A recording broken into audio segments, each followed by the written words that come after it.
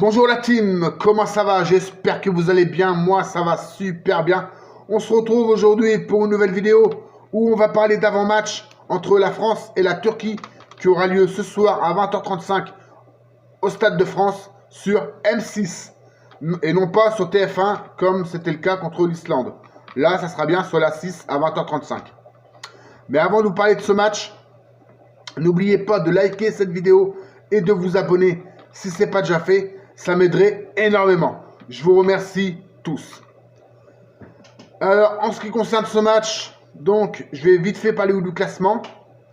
Donc, la France et la Turquie sont premiers avec 18 points chacun. Et troisième, l'Islande avec 12 points. Donc, autant vous dire que ce match contre les Turcs est très très important. Car en cas de victoire, on serait qualifié pour les phases finales de l'Euro 2020. Qui aura lieu en juin prochain. Voilà. Donc, alors, les Turcs nous ont battus au match aller chez eux 2-0 le 8 juin dernier. Donc, c'est pas un match qu'il va falloir prendre à la légère. Et surtout, au vu de notre dernière prestation contre l'Islande. On avait gagné 1-0 contre l'Islande, mais on avait fait un match médiocre, notamment en première mi-temps. J'ai pas du tout aimé la première mi-temps. Deuxième mi-temps nettement meilleur que la première. Bon, certes, le plus important, c'est le résultat. On a gagné 1-0 grâce à un but d'Olivier Giroud sur penalty. Mais voilà. Alors, je vais vous parler donc de ma composition probable. Parce qu'il va y avoir des changements, je pense.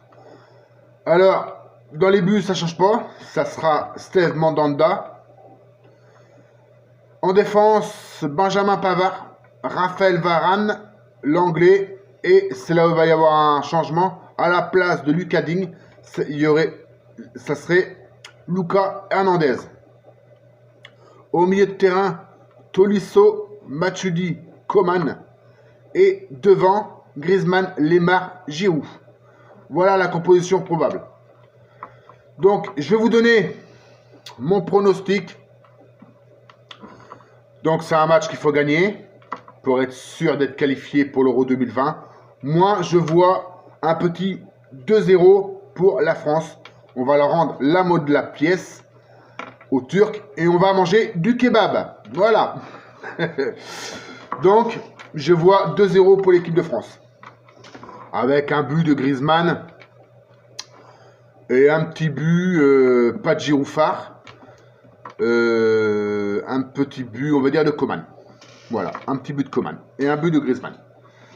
Voilà. Donc, n'hésitez pas à mettre en commentaire. N'hésitez pas à mettre en commentaire vos pronostics et le nom du buteur. Comme ça, on partagerait les pronostics et on verrait après le match qui c'est qui a eu raison ou pas. Voilà, donc moi je dis 2-0 pour l'équipe de France. Voilà, c'est tout ce que je pouvais vous dire sur ce match, les amis. Donc, avant de vous quitter, je voudrais vite fait faire un point sur Paris.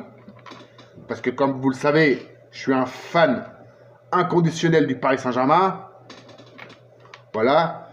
Donc, alors je voudrais vite fait vous parler aussi du PSG. Et notamment d'un joueur qui commence à m'énerver. Il s'agit de Neymar. Voilà. On l'a appris, donc il s'est blessé de nouveau contre eux. Il s'est de nouveau blessé lors du dernier match contre le Nigeria à la cuisse. Donc on ne connaît pas encore son indisponibilité. Mais apparemment c'est une lésion musculaire. Donc il y en aurait pour au moins 3 semaines. Mais moi, je tiens à vous dire que je commence à en avoir marre. Je commence à en avoir ras la casquette. Ce joueur, c'est un joueur qu'on a acheté 220 millions d'euros et qui se blesse une fois par an.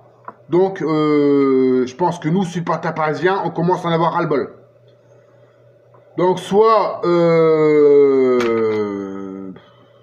l'équipe médicale fait ce qu'il faut encore, même pas, parce que il se blesse. Moi, ce que je comprends pas, c'est qu'il se blesse. Alors qu'avant le match, le sélectionneur brésilien a confirmé qu'il n'avait aucune blessure, aucune gêne musculaire. Sinon, il ne l'aurait pas fait jouer. Il l'aurait pas fait jouer. Donc, je ne comprends pas comment un joueur peut se blesser comme ça en claquant des doigts. C'est inimaginable. Donc, moi, je commence à en avoir marre de joueurs. Donc, va vite falloir trouver une solution ou le vendre.